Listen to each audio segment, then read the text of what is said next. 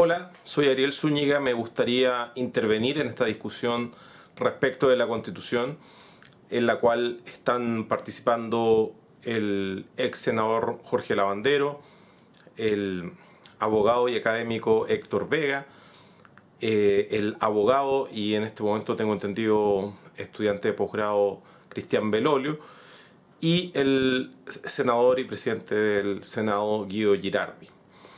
Me interesa, en primer lugar, dar mi opinión respecto a lo que se dijo, quizá dejando en claro lo que era una afirmación jactanciosa de que estaban discutiendo preferentemente de normas jurídicas, incluso peor. De la manera que lo planteé, no tenía que ver solamente con las normas jurídicas, sino con la confusión de lo que está literalmente en los textos constitucionales, confundiéndolo con la Constitución misma y con los textos jurídicos. En razón de ello, tengo que reconocer que los argumentos de Belolio han sido bastante concisos y al mismo tiempo muy difíciles de refutar, o quizá imposible de refutar si es que nos sujetamos a los parámetros de la discusión que él propone, de los marcos en los cuales él discurre para llegar a esa conclusión. Sin embargo, me parece, y esto obviamente quizás rebasa lo que es la discusión misma de la Constitución, me parece que existe dentro de nuestra tradición jurídica una maldita tentación al formalismo, inclusive al formalismo que yo llamaría un formalismo colegial. Me gustaría dar unos ejemplos para ilustrar mi punto. Como se diría, quizás desde una tradición jurídica anglosajona, estaría poniendo los cimientos del edificio que voy a construir en esta breve argumentación. Tenemos el caso del fiscal Alejandro Peña, ex fiscal Alejandro Peña. Él fue colocado en los hechos, es decir, independiente de lo que se resolvió en la formalidad, en los hechos fue colocado no por Sabas Chaguán en el puesto sustituyendo a Javier Armendari, sino que fue colocado por el ministro del Interior Rodrigo Ginspeter. Esto a vuelo de pájaro, o más bien para cualquier persona que haya tenido una formación básica ni siquiera estoy hablando de educación cívica, sino que estoy hablando de historia, ciencias sociales. Me estoy refiriendo a un niño que se enfrenta al CIMSE. Diría, acá hay un problema de una infracción a la independencia de los poderes del Estado. Sin embargo, quiero decirlo de otro modo, porque es fácil considerar y canonizar el principio de separación de poderes, que podría admitirse o no admitirse. Recordemos que el principio de separación de los poderes es una interpretación literal de Montesquieu del pensamiento de John Locke y que se popularizó a su vez en Estados Unidos. Fue el principio que lo tomaron los estadounidenses, pero en ningún caso, por más que uno crea que el principio de separación de los poderes es de tradición francesa, porque se suele recurrir a Montesquieu, Montesquieu nunca fue no fue profeta en su tierra. Es decir, Montesquieu es el ideólogo de la Constitución estadounidense, no del proceso revolucionario francés. Entonces, no quiero canonizar el principio de separación de poderes. Simplemente voy a ir a lo que está en nuestra Constitución. Es decir, ni siquiera me voy a ir al origen espurio y antidemocrático de nuestra Constitución. El principio de separación de los poderes, como dije, no lo voy a tratar. Existe una norma constitucional específica que dice que el Ministerio Público es autónomo. Y hay otra norma de la Constitución que dice claramente que ninguna autoridad puede inmiscuirse en asuntos fuera de su competencia. Por lógica meramente formal, concluimos que cualquier acto es decir, Belolio está sosteniendo de que existe una manera de interpretar las normas de derecho público y otra forma de interpretar las normas civiles. Yo acá me estoy yendo a la Constitución como norma fundamental, es decir, la Constitución como norma suprema, Por lo tanto, no veo en la Constitución una norma que proscriba o que permita deducir esas afirmaciones de velolio, que como digo son correctas, sin embargo desde una interpretación bastante acotada. Lo que estoy diciendo es que existen dos normas de la Constitución y no hay ninguna otra que nos dé luces sobre interpretarla de una manera distinta como para entender de que eso no debió haberse realizado.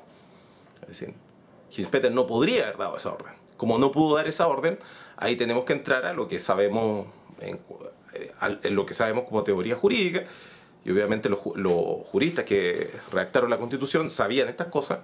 Sabemos que ese acto fue un acto nulo, de ningún valor.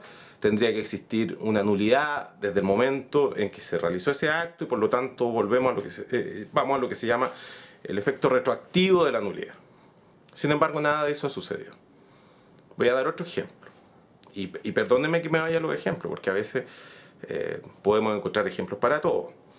Pero me voy a ir a otro ejemplo. El derecho a reunión sin permiso de la autoridad es un derecho constitucional. Y sin embargo, ¿qué es lo que sucede? Si es que no se le pide derecho a la autoridad, y en este caso a una autoridad administrativa. Autoridad administrativa además que sujeta el permiso no a normas que sean ni siquiera de rango legal o constitucional, sino que tenemos normas en la Constitución que dicen que no se puede limitar derechos, hay solamente algún tipo de derechos que pueden ser limitados, pueden ser regulados de acuerdo a la ley. En este caso ni siquiera estamos hablando de la ley. Aquí estamos hablando que el intendente inclusive se ha arrogado la facultad de actuar en forma arbitraria para autorizar o no autorizar distintas manifestaciones. Eso definitivamente es lo que sucede.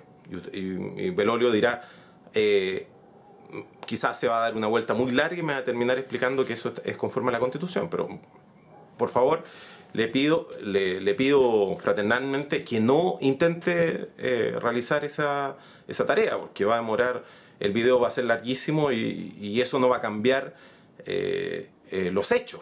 Y lo hecho es que quien toma la decisión de limitar los derechos constitucionales, el sagrado derecho al permiso de reunión sin arma, es limitado por la autoridad administrativa. Y esto no tiene que ver solamente con este gobierno. Recordemos que el gobierno anterior también llegó a la brutalidad también por vía administrativa, sin que mediara ninguna ley, de responsabilizar a los convocantes oficiales de una manifestación de los daños que esta manifestación pudiera causar.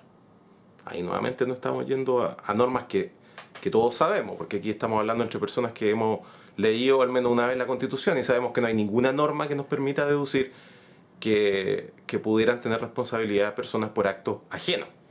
Y sin embargo, eso es lo que ocurre. Podemos seguir con los ejemplos, y los ejemplos son muchos. Voy a dar un ejemplo que involucra al senador Girardi, el plan Auge. Sabemos que si el Estado no puede cumplir con las listas de espera, las personas pueden recurrir a una institución privada. ¿Qué ocurre? No se cumple. Normas como esas no existen, no son pocas, permítanme decirlo. Inclusive son normas esenciales. Hay un pequeño silogismo en que por lo general ustedes no se van a meter, porque en el derecho penal y más bien en el derecho criminal es un derecho de pobres, no es un derecho de personas que se metan en temas constitucionales. Es un derecho de pobres y que lo tienen que atender abogados que son equivalentes a los médicos posteros. Pero resulta que las personas que están presas, en un 90% están por delito en contra de la propiedad.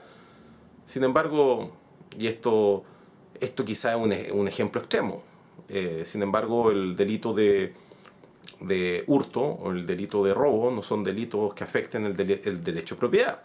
Porque si afectaran el derecho de propiedad no se entiende que un vehículo robado luego sea restituido al dueño. ¿Por qué restituido al dueño si el delito afecta el delito de la propiedad?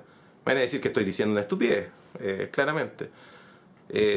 Quizá una locura, Pero lo que estoy diciendo es que dentro, no solamente de nuestra tradición jurídica legal, sino dentro de una teoría jurídica, dentro de las bases del derecho moderno, estamos discurriendo por lo general sobre mitos.